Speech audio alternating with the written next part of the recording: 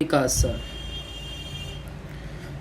Sir Kailash Chandra dictation. Transcription number 459. Back. Ready? Start.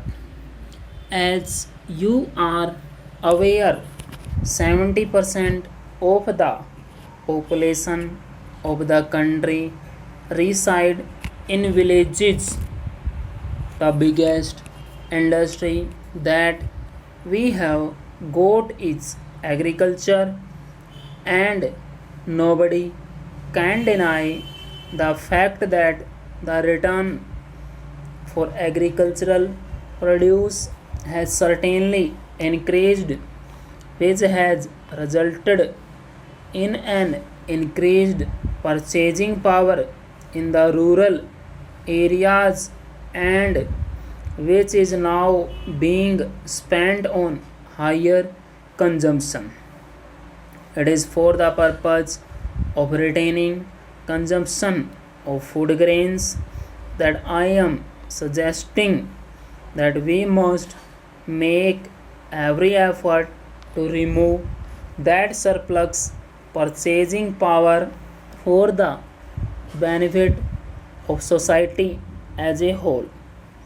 We may get market loans to the extent that we desire, but our only hope of increasing the rate of development in this country lies in our success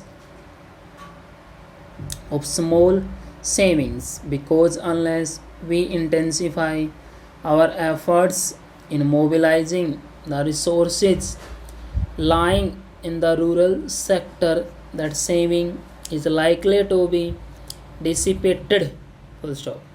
I would therefore urge upon the finance minister to intensify his efforts and step up our target for small savings. Now I will come to the question of taxation.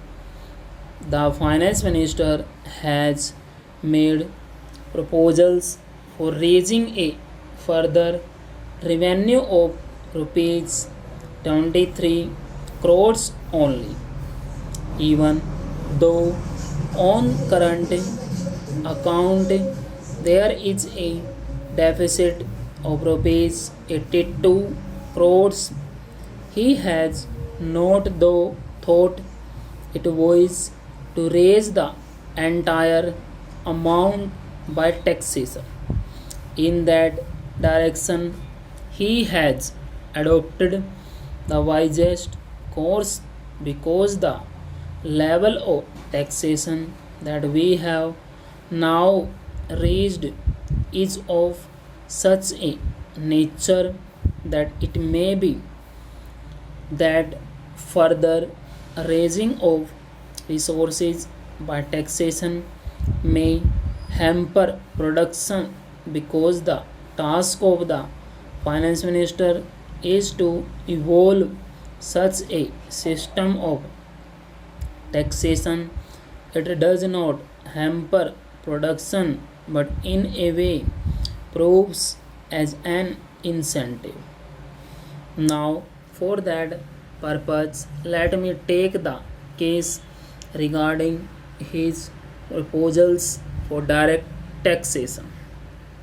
I will make a reference to the taxation on companies.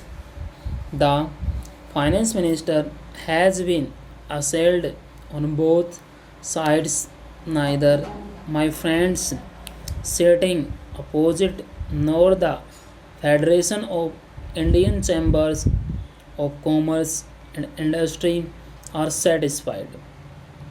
This very fact shows that the proposal of the finance minister is in the right direction.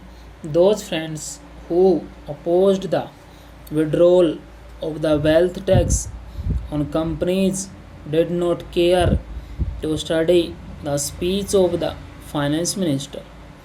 If they had devoted certain time and attention and had the patience, they would have found in the budget speech itself that what he proposed was only absorbing the wealth tax income on companies and the tax on excess divided in his new proposals of taxing the companies.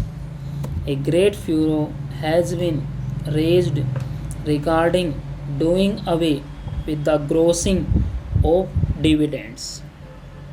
Full stop.